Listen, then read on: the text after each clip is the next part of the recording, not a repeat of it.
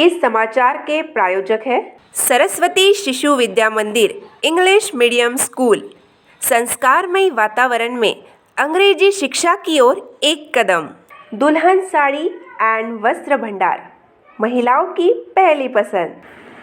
मध्य प्रदेश शासन शिक्षा विभाग की महत्वाकांक्षी योजना सीएम राइज को लेकर चल रही उठापटक खत्म हो गई। शासन ने जनपद शिक्षा केंद्र के मतानुसार शासकीय उत्कृष्ट विद्यालय के समीप स्थित लोक सेवा विपणन सहकारी समिति की लगभग 4 एकड़ भूमि शिक्षा विभाग को हस्तांतरित कर दी है। इसी तरह शासन ने विद्यालय निर्माण के लिए 28 करोड़ रुपए की राशि भी आवंटित कर दी है।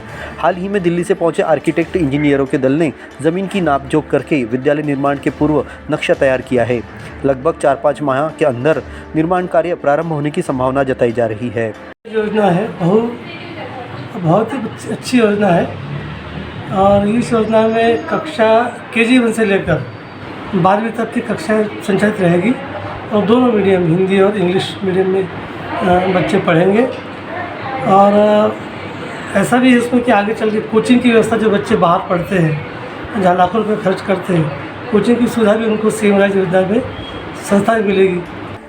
विद्यालय निर्माण के लिए भूमि आवंटन को लेकर शय और मात की स्थिति बन रही थी, परंतु जिला प्रशासन और शिक्षा विभाग के बीच अच्छा समन्वय बनने से विद्यार्थियों की जीत हुई है। इसी तरह शहर के बीचों बीच भूमि प्राप्त हो गई, जिससे यहाँ पढ़ने वाले विद्यार्थियों को शिक्षा के लिए लंबी दूरी तय नहीं करनी पड़ेगी। ये जो भूमि आवंटित हो रही थी उसमें सीमांकन हुआ है। आपके सहकारी समिति के माध्यम से क्या प्रक्रिया हुई है अब तक? उसमें हमें जो निर्देश मिले थे उसके निर्देश का पालन करते हमने उपपंचक महोदय के आदेश के अनुसार वो जबलपुर हाई कोर्ट से केस वापस ली, आवेदन लगा के उसका केस वापस लेने के बाद हमने शासन को उसका पत्र भी भिजवा दिया है। अच्छा। केस वापस होने उसके पश्चात क्या बोलते हैं, तहसील ऑफिस के जो लोग आए थे RA साहब, पटवारी साहब, इन्हें फिर से इसका सीमांकन करके 4 एकड़ कुछ ऐसी जगह उनके लिए सीएम राइज के लिए वो अध्यक्ष करने के लिए नक्शा बनाया। हाँ।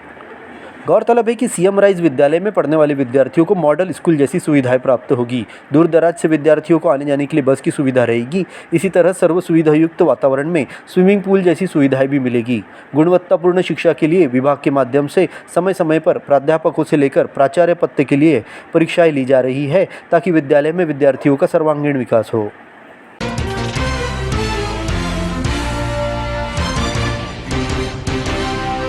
वर्ष 2005 में कृषि विभाग की योजना के तहत लोक सेवा विपणन सहकारी समिति को दिए गए हजारों लाखों रुपए कीमत के कृषि उपकरणों को लौटाने की नौबत आ गई है। किसानों को खेती में मदद के लिए किराए से देने के उद्देश्य से कृषि यंत्र सोसाइटी को दिए गए थे, लेकिन यह योजना फ्लॉप रही और यंत्र बेकार पड़े पड़े खराब हो गए। वर्षों बीत जाने के बाद कृषि विभाग को इनकी याद आई है। हाल ही में जिला सहकारी केंद्रीय बैंक के प्रबंधक ने सहकारी समिति को पत्र लिखकर इसी हफ्ते सभी यंत्र को कुसमेली मंडी छिंदवाड़ा स्थित कृषि विभाग के गोदाम में जमा करने का आदेश दिया है। समिति के प्रबंधक दशरथ बोंद्रे ने बताया कि 1-2 दिनों में इन यंत्रों को गोदाम में ले जाकर जमा कर दिया जाएगा। उसके अभी शासन की निर्देश तो है हमको वापस करने के लिए, तो मेरे ख्याल से कम 6-7 साल से 7-8 साल हो गए उसको, आपको जो मिला था अनुदान के रूप में, उसका उपयोग भी नहीं हो रहा है। हाँ। उसके कारण अब निर्देश भी आया कि उनका जो भी आपको दिया गया था उसका पूरा बुकलेट सही और पंजीयन रजिस्ट्रेशन से हमें वापस करें, तो मेरे अंदाज से भी 2-4 दिन में उसको वापस करना है।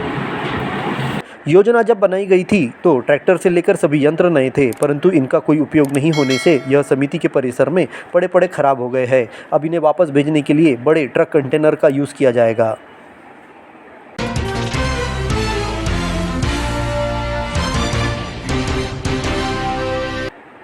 रेलवे स्टेशन के प्लेटफॉर्म नंबर 1 पर बनाए गए महिला पुरुष प्रसाधनालय के ताले नहीं खुलने से महिला यात्रियों को स्टेशन पर शर्मिंदा होना पड़ रहा है।